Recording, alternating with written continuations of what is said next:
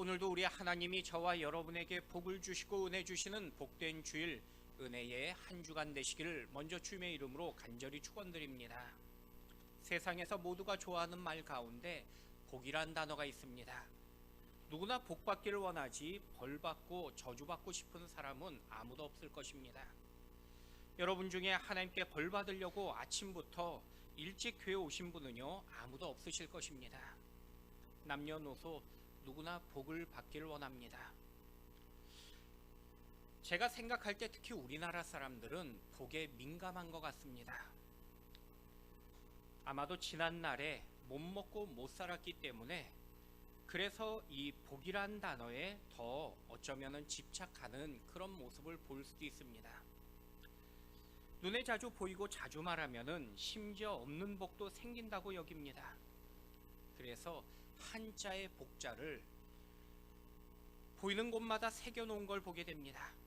집안의 가구나 또는 벽지, 방석, 베개, 이불로 심지어 수저와 젓가락 가운데서도요, 이 한자로 복자를 새겨놓은 것들을 발견할 수 있기 때문입니다. 그만큼 복을 좋아합니다. 물론 우리도 예수 믿으면 복 받는다고 말하지 예수 믿으면 힘들어지고 어려워진다고 말하지 않습니다. 하지만 성경에서 말씀한 복은요, 때로는 세상의 복과 다름을 말씀하고 계십니다. 세상의 복은 이 땅의 것이며 나에게 제한적일 때가 많이 있습니다. 그래서 무조건 많이 가지고 많이 내가 누리면은 그걸 복이라고 여깁니다. 때로는 세상의 복은 이기적이고 자기중심적입니다. 그래서 나에게는 복이 되는 것 같았는데 오히려 다른 사람에게는 화가 되고 그리고 불행이 되는 아픔이 되는 걸 보게 됩니다. 그래서 세상의 복은요, 사실 상대적이며 이기적입니다. 하지만 성경에서 말씀하는 복은요, 이 땅의 것으로 제한하고 있지 않습니다. 오히려 더 궁극적이며 영원한 하늘의 복이라고 우리에게 말씀하고 계십니다. 물론 성경도요, 세상의 것을 부정하진 않습니다. 그러나 세상의 복이 반드시 성도에게 복이 되는 것만은 아닌 걸 보게 됩니다. 예수님의 말씀 가운데 부자와 거지 나사로의 비유를 보게 됩니다. 부자는 세상에서 물질이 많았지만은 결국 지옥에 가게 됩니다. 부자에게 물질은 복이 아니라 저주가 되었던 것입니다. 그래서 세상의 복과 하늘의 복이 반드시 일치하는 것은 아니라는 것입니다. 욥기서 1장의 욥도요, 하나님을 경외하는 정직한 사람이었습니다. 건강했고 10자녀가 있었으며 부자였습니다. 하지만 한순간에 모든 것을 잃어버린 걸 보게 됩니다. 여러분, 믿음의 사람이 반드시 세상 기준으로 누리는 것만이 복이 아니란 것입니다. 때로는 가난과 질병의 고통을 성경은 우리에게 복이라고 말씀하실 때도 있기 때문입니다. 그래서 진정한 복은요, 이 땅의 삶이나 육신에 제한되지 않습니다. 오히려 우리의 영혼이 누리는 것이 참된 복이라고 우리에게 성경은 말씀하고 있기 때문입니다. 저는 이 시간 여러분에게 하늘의 진정한 복을 누리는 복된 예배의 시간이 될 수 있기를 먼저 주님의 이름으로 간절히 축원드립니다. 본문은 하나님께서 제사장에게 이스라엘 백성을 축복할 수 있는 특권을 말씀하십니다. 특별히 24절부터 26절은요, 구체적 축복의 내용들이 열거됩니다. 그런데 매절마다 반복적인 문장이 있습니다. 바로 원하며 원하노라 라는 말씀입니다. 그런데 본문에서 복을 원하고 복 받기를 바라는 것이 우리가 아닌 것입니다. 하나님께서 우리를 향해 원하신다고 말씀하고 있기 때문입니다. 여러분, 하나님은요, 여러분에게 복 주시길 원하신다고 말씀하십니다. 우리가 하나님께 복 받으려는 마음보다 하나님께서 나에게 복 주시려는 그 마음이 더 간절하다고 오늘 성경은 우리에게 말씀하고 있는 것입니다. 저도 부모가 되기 전까지는 몰랐는데요, 자녀가 부모를 생각하는 그 마음보다 부모가 자녀를 생각하는 마음이 더 크다는 것을 알게 됩니다. 세상에서 다 자란 자녀가 힘들면은 나이든 부모님을 버립니다. 그런데 나이든 부모님은요, 평생 자녀를 위해 다 주었건만 그래도 더 줄 수 있는 것이 있다면은 그것까지도 주고 싶어 하는 것을 보게 됩니다. 하물며 하나님 아버지는요, 저와 여러분을 향해서 내가 상상했고 내가 기대했던 그 이상으로 아니 비교할 수 없는 그 은혜와 사랑을 우리에게 베풀길 원하신다고 말씀하고 계십니다. 여러분, 하나님이 원하시는 그 사랑과 축복을 마음껏 누릴 수 있는 여러분이 되길 축원드립니다. 그렇다면 성경은요, 오늘 우리에게 어떤 복을 약속하며 말씀하고 계실까요? 첫 번째는요, 나를 지켜주신다고 말씀하고 계십니다. 우리 읽었지만은 24절 말씀 다시 한번 읽어보도록 하겠습니다. 여호와는 내게 복을 주시고 너를 지키시기를 원하며. 여러분, 하나님은요 우리에게 복을 주실 뿐만 아니라 그 복으로 우리를 지켜주시길 원하고 계신다고 말씀하십니다. 여기서 지킨다는 원어는요, 둘레 울타리를 친다라는 그런 뜻을 가지고 있습니다. 여러분, 하나님이 우리 인생의 울타리 되어주심을 약속하며 말씀하고 계십니다. 하나님은요 세상의 모든 악한 것, 위험한 것으로부터 우리를 보호하길 원하고 계신다고 말씀하십니다. 세상의 수많은 역경과 인생의 고난으로부터 우리를 보호하기를 원하신다고 말씀하십니다. 그래서 우리의 울타리가 되어주십니다. 특별히 여기 지킨다는 말씀요, 눈에 보이는 것뿐만 아니라 보이지 않는 모든 악한 세력들, 그리고 위험한 세력으로부터 우리를 보호하고 지켜주심을 약속하며 말씀하고 계신 것입니다. 본문은 이스라엘 백성들이 애굽에서 나와 가나안으로 향하던 그 광야 시대였습니다. 아직 광야 생활의 삶 가운데 있었습니다. 오래전에 어떤 집사님 소개로 캠핑장에서 하룻밤 야영을 했던 적이 있습니다. 저는 과거에 캠핑이라고 하면은 천막 치고 신문지 깔고 잤던 그 기억밖에 없어서 그냥 야영장이 그런 캠핑이라고 생각했습니다. 그런데 그때 가보니까요, 요즘 캠핑은 좀 다르더라고요. 지금은 신문지를 깔지 않고 에어 매트를 깔고 잡니다. 뿐만 아니라 텐트 안에다 냉장고와 냉난방 시설이 갖춰져 있습니다. 그래서 비싼 캠핑장을 글램핑이라고 그렇게 말하는데 1박에 수십만 원씩 한다고 합니다. 그때 제가 아는 집사님도 장비 구입값만 웬만한 자동차 한 대 값이 들었다는 말씀을 하신 것입니다. 그런데 이처럼 비싼 천막에서 잠을 자는데 결론적으로 저는 제 집이 더 편했습니다. 저보고 만약에 캠핑 생활을 한 주만 하라고 하면요, 제 마음이 너무나 힘들고 시험 들 것 같았습니다. 그런데 오늘 이스라엘 백성들은요, 무려 40년을 광야 생활을 하게 됩니다. 장정만 60만 명이었고 가족까지 합하면은 대략 적게 200만, 많게는 400만 명 이상이었습니다. 거의 부산 시민 이상이 지금 한 광장에 모여서 함께 캠핑을 하고 있는 것입니다. 그래서 그들은요, 원망하고 불평했습니다. 그런데 원망하고 불평하니까요, 마귀가 찾아옵니다. 마귀가 원망하고 불평하는 마음을 공격하기 때문입니다. 여러분, 우리가 평상시에 잘 되고 형통해도요, 우리가 때로는 힘들다고 말할 때가 있습니다. 하물며 인생에서 바닥치고 힘들 때는요, 사실 말이 필요 없습니다. 그런데 그 순간 마귀는요, 반드시 우리를 공격합니다. 내가 힘들 때 아무에게도 말하지 않아도 마귀는 이미 알고 우리를 공격하는 것입니다. 이스라엘 백성들에게도요, 광야 생활 힘들었습니다. 그때마다 마귀는요, 쉬지 않고 공격합니다. 먹을 것과 마실 것을 가지고 공격했고, 전쟁을 앞두고 그들의 마음을 두려움으로 공격합니다. 이방의 우상과 여인들을 통해 공격했습니다. 그런데 오늘 우리에게도 마귀는요, 똑같이 공격하고 있다고 말씀하고 있는 것입니다. 우리의 육신의 상태를 공격할 때가 있습니다. 또 우리의 영적인 상태를 가지고 마귀는요, 공격할 때도 있는 것입니다. 하지만 하나님은요, 이 모든 공격에서 나를 지켜주신다고 말씀하고 계십니다. 잠시가 아니라 항상 늘 지켜주신다고 우리에게 약속하며 말씀하고 계십니다. 여러분, 내가 안전한 것은요, 내가 나를 잘 지키는 능력이 있기 때문이 아니라는 것입니다. 하나님이 나를 지켜주시고 지금 이 순간에도 나를 보호하고 계시기 때문인 것입니다. 나를 지켜주시고 나를 보호하시는 그 하나님을 늘 기억하며 여러분 마음에 감사와 또 능력의 삶을 살아가는 여러분이 되길 축원드립니다. 가시고기라는 물고기가 있습니다. 평생 바다에 살다가 알을 낳을 때가 되면 자신이 태어났던 내천으로 돌아갑니다. 아빠 고기는 둥지를 만들고요, 어미는 알을 낳습니다. 그런데 어미는 알만 낳고요, 그 둥지를 떠나버립니다. 대신 아빠 고기가 홀로 둥지에 남아서 알을 지키는 것입니다. 이 가시고기가 실제 보니까 이 작은, 그 손가락보다 작은 물고기입니다. 그런데 아빠 가시고기는요, 이 작은 물고기임에도 불구하고 목숨 걸고 이 둥지에 있는 알들을 지킵니다. 아무것도 먹지 않고 오직 그 둥지를 지키며 알만 보호하는 것입니다. 이처럼 이 아빠의 그 희생 때문에 이 대부분 알이 부화할 수가 있게 됩니다.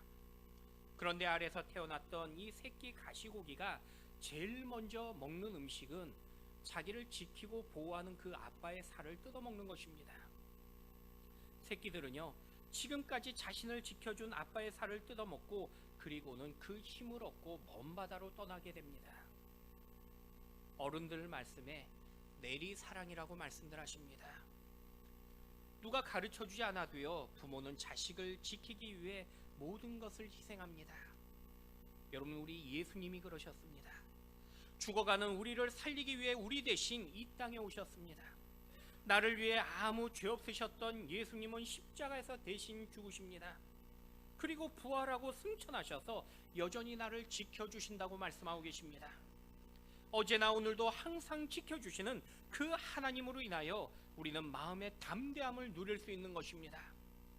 여러분, 세상의 위협과 공포 속에서도 오직 하나님의 그 지켜주심으로 인하여 이 한 주간 담대함으로 승리하는 여러분이 되길 축원드립니다.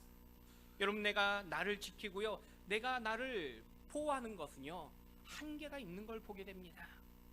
그러나 전지전능하신 하나님께서 나를 지켜주시고 나를 보호하시면은 여러분의 자녀와 여러분의 가정이 평안해지며 또 여러분의 인생이 분명 안전한 삶이 됨을 우리는 경험하며 알 수 있습니다. 여러분, 오직 하나님께서 나를 오늘도 지켜주시며 그 마음에 참된 기쁨을 누리는 이 한 주간에 여러분의 모습이 될 수 있기를 주님의 이름으로 간절히 축원드립니다. 두 번째는 나에게 은혜를 베풀어 주십니다. 우리 25절 말씀 같이 한번 읽어보도록 하겠습니다. 여호와는 그의 얼굴을 내게 비추사 은혜 베푸시기를 원하며. 하나님은 하나님의 얼굴을 여러분에게 친히 비춰주시고 그리고 은혜를 베풀기를 원하신다고 말씀하십니다. 여러분, 여기 원어에서 얼굴을 비추다라는 말의 뜻은요, 다정다감한 그러한 다가오심을 의미하고 있는 것입니다. 여러분, 하나님은요, 오늘도 나를 향해서 다정다감하시게 찾아오셔서 우리를 은혜 베풀어 주시며 반갑게 맞아 주심을 말씀하고 계십니다. 그 이유는 우리에게 은혜 주시기 원하기 때문이라고 말씀하십니다. 하나님께서 우리를 향한 환한 미소로 여러분을 바라보고 계시며 은혜의 햇살을 비춰 주시기를 오늘도 주님은 기뻐하신다고 말씀하고 계십니다. 여러분, 하나님이 여러분의 가정에 은혜의 햇살을 비춰주실 때요, 여러분의 그 가정에 환한 인생이 비춰짐을 여러분 기억하시길 바랍니다. 또한 하나님께서 여러분의 답답한 마음에 은혜의 햇살을 비춰주실 때에 그 순간 여러분의 마음에 여러분 시원케 됨을 여러분 기억하시길 바랍니다. 요즘 사람들이 주변을 보면은 웃을 일이 없다라고 말씀들 하십니다. 사람을 만나면 늘 답답하고 암울한 이야기만 들리게 됩니다. 아침 저녁에 언론과 뉴스도요, 경제 위기, 정치 위기, 사회 위기, 외환 위기에 오직 위기만의 이야기만을 들려주고 있습니다. 사회적으로도 세대 갈등, 계층 갈등, 지역 갈등, 오직 갈등의 어두운 이야기만을 우리는 듣게 됩니다. 심지어 갈등을 풀겠다고 말하며 문제를 풀어보겠다고 말하지만은 오히려 더 큰 문제를 야기시키는 사람들의 그 문제의 모습을 보게 됩니다. 그래서 웃을 일이 없다고 말씀들 하십니다. 그러나 이 모든 갈등과 답답함 속에서 하나님의 그 은혜의 빛이 내게 비치면은 우리의 마음에 그 순간 우리는요, 밝음이 나타나며 또한 우리에게 기쁨과 기적의 삶이 나타남을 말씀하고 계십니다. 내가 가진 모든 아픔이 회복되어지며 또 서로의 막힌 담이 풀려지며 열려지게 되는 것입니다.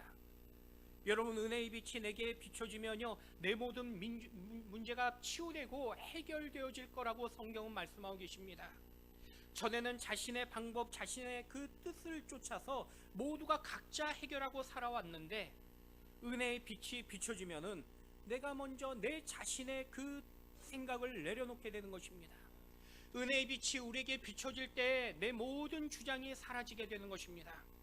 그래서 하나님의 은혜의 빛이 비춰지면은 그 어떤 삶의 공동체, 또 어떤 그러한 인격적인 그러한 삶의 모습에 더 이상 우리의 주장대로, 우리의 뜻대로 살지 않게 되며 오직 하나님의 그 은혜 가운데 기쁨을 누리는 모습을 발견하게 되는 것입니다. 여러분, 하나님의 뜻대로 살기 시작하면요, 그 순간부터 바로 모든 문제가 해결되는 방법이며, 그리고 그 순간이 은혜라고 우리에게 가르쳐주며 말씀하고 있는 것입니다. 종종 도로 위의 자동차들이 운전하다 보면요, 밀리는 이유는 서로 먼저 가겠다는 생각 때문입니다. 심지어 운전자들끼리도요, 서로 상대방을 향해서 네가 먼저 양보하라고 말합니다. 내 차가 먼저 들어왔으니까 내가 먼저 나가야 된다고 그렇게 말하는 것입니다. 문제는 모두가 먼저 왔다고 상대방에게 서로 양보만 하라고 그렇게 주장합니다. 그때 차들은요, 더 얽히고 그리고 더 복잡하게 됩니다. 그런데 아무리 밀리고 막혔어도요, 그 순간에 경찰이 나타나서 그래서 이제 정리하기 시작하면요, 그 막히고 얽힌 그 모든 교통체증이 한순간에 풀려지기 시작하는 걸 보게 됩니다. 여러분, 우리 인생의 문제도요, 내가 풀려고 내가 머리를 내밀고 내 방법으로 내 손을 내밀면요, 더 복잡해지고 더 얽힐 뿐이라는 것입니다. 하지만 주님이 개입하시면은 그 순간부터 내 모든 상황은 이제 해결되어지고 풀려지기 시작합니다. 하나님의 은혜 가운데 베풀면요, 한순간에 모든 것이 열려지고 그리고 풀려지는 것입니다. 여러분, 오직 은혜의 빛이 여러분에게 비춰지는 여러분의 인생들이 되길 축원드립니다. 여러분, 우리에게 은혜의 빛이 비춰지면요, 지난날 얽히고 또 설켰던 모든 인생이 이제는 하나님의 그 은혜 가운데 풀려지는 걸 보게 됩니다.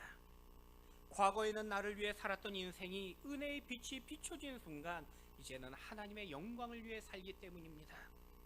여러분, 답답한 인생 가운데 오직 내가 먼저 하나님의 그 은혜의 빛이 비춰짐으로 여러분의 인생이 밝아지고 또 여러분을 통해서 다른 이들에게 기쁨과 풀려짐이 되어지는 축복의 통로가 되어지시길 주님의 이름으로 간절히 축원드립니다. 마지막 세 번째는요, 또한 하나님은요, 나에게 평강 주시기를 원하신다고 말씀하십니다. 우리 26절 말씀 같이 한번 읽어보도록 하겠습니다. 여호와는 그 얼굴을 내게로 향하여 드사 평강 주시기를 원하노라 할지니라 하라. 여러분, 하나님은요, 여러분에게 얼굴을 비추실 뿐만 아니라 여러분에게 평강 주시기를 원하신다고 말씀하고 계십니다. 여기 얼굴을 향하다는 의미는요, 하나님께서 가장 인자한 얼굴로 우리를 바라보신다는 뜻입니다. 한 번은 제가 초등학생일 때 어린 동생하고 방에서 씨름을 한참 열심히 했었습니다. 마침 부모님이 낮에 잠깐 나가신 그 상황이었기 때문에 이 동생하고 같이 방에서 씨름을 하는데, 그때 아마 기억하실 것입니다. 80년대 우리나라에 한참 유행했던 것이 권투, 씨름 뭐 이런 것들이 많이 유행했습니다. 아마 TV를 보고 그랬는지 또 그냥 남자애들끼리니까 재앙스러웠으니까 그랬을 것입니다. 문제는 작은 방에서 둘이서 씨름하고 놀다가 그만 작은 방 안에 있는 항아리를 깨버린 것입니다. 근데 제가 지금 생각했을 때 그 항아리가 아마 이제 뭐 저희 집에서 이런 뭐 백자나 무슨 뭐 청자를 둘 리는 없고요. 제 생각에 요강이 아닐까라는 생각이 드는데, 여하튼간에 그 항아리를 깼는데 그 순간부터 저하고 동생이 이제는 아버지가 돌아오면은 야단칠 생각만 하니까 그때부터는 이 노는 게 노는 것 같지 않고요, 방에 있어도 있는 것 같지 않은 것입니다. 얼마나 마음에 불안하고 그리고 그 마음에 걱정과 염려가 되는지 모릅니다. 그런데 아버지 어머니가 돌아오셨는데 그 깨진 항아리를 보면서 다치지 않았냐라고 그렇게 물어보신 것입니다. 오히려 그리고는 야단치신 것이 아니라 그리고는 그 깨진 항아리를 다 치우시고는 그리고는 다치지 않았으니까 괜찮다라고 말씀하시는데, 그 순간에 저도 모르게 눈물을 흘리면서 저하고 동생이 울면서 그 순간 마음에 걱정했던 것이 다 한순간 사라졌던 기억이 있습니다. 여러분, 사람들이 인상을 중요하다고 말합니다. 그 이유는요, 다른 사람에게 그 인상만으로도 평안을 주기도 하고 불안을 주기도 하기 때문입니다. 또 사람은요, 더럽고 추한 건 내가 싫어하는 것을 보면요, 나도 모르게 얼굴을 돌리게 되는 걸 보게 됩니다. 싫은 사람을 나도 모르게 얼굴을 외면하게 됩니다. 여러분, 하나님께서 나를 보시고 내 마음의 죄를 보실 때 외면할 수밖에 없습니다. 그런데 하나님은요, 여전히 나를 향해서 따뜻한 얼굴로 바라보고 계신다고 말씀하십니다. 죄인이며 연약한 우리를 향해서 따뜻한 얼굴로 바라보고 계십니다. 아니, 따뜻한 얼굴로 내 모든 불안과 염려를 없애주십니다. 뿐만 아니라 여러분에게 이제는 평강으로 가득하게 해주십니다. 여러분, 세상에서도요, 내가 좋아하는 사람 얼굴만 한번 봐도요, 사람이 그 마음에 기쁨이 있고 평안이 있다고 말합니다. 얼마 전 한 방송에서 개그맨 유재석 씨가 길거리를 방송하며 지나가는 그 프로가 있었습니다. 마침 유재석 씨를 보고 한 지나가던 사람이 갑자기 달려와서 유재석 씨에게 악수를 청하는 것입니다. 유재석 씨가 인사하면서 그분과 악수를 했습니다. 그러자 인사와 악수를 했던 이 청년이 사실 그날 중요한 약속이 있어서 지금 불안했는데 유재석 씨하고 악수 한번 하고 나니까 마음에 지금 이 평안이 왔다고 이야기하는 것입니다. 여러분, 내가 좋아하는 사람으로도요, 사람은 평안을 얻는데 하나님의 그 얼굴을 보면은 내 마음에 참된 평안이 넘칠 수밖에 없다는 것입니다. 주님께서 평안을 여러분에게 주시기 때문이라는 것입니다. 여러분, 주님은요, 우리에게 밝은 빛으로 비춰주시며 더 나아가 우리에게 평안을 주신다고 말씀하고 계십니다. 여러분, 오늘 내 마음의 불안과 슬픔이 여러분 이 시간에 예수 그리스도의 또 하나님의 그 평안 가운데 여러분의 마음에 기쁨이 가득하고 또 감사가 가득하는 여러분의 마음이 될 수 있길 축원드립니다. 여러분, 세상의 것을요, 아무리 많이 가졌어도요, 그 마음에 평안이 없으면 결국 아무것도 누리지 못합니다.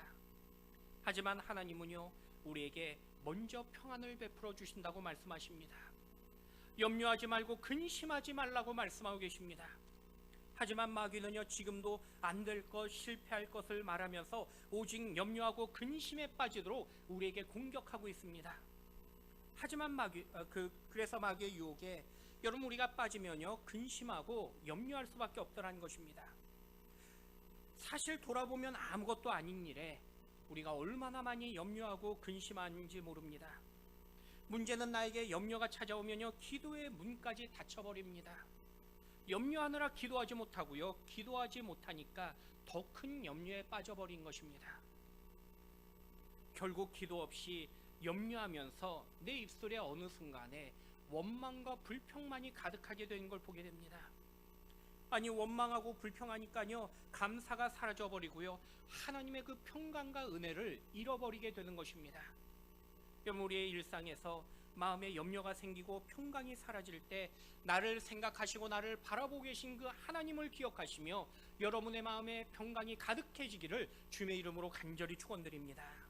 여러분, 하나님은요, 나를 돌보시며 나를 생각하신다고 말씀하십니다. 주님의 얼굴이 나를 보고 계시기 때문에 나도 주님을 바라봐야 되는 것입니다. 우리가 주님의 얼굴을 향해 고정할 때 우리의 마음에 참된 평강이 가득할 수밖에 없는 것입니다. 오늘 주님은요, 나에게 평강 주시길 원하신다고 말씀하고 계십니다.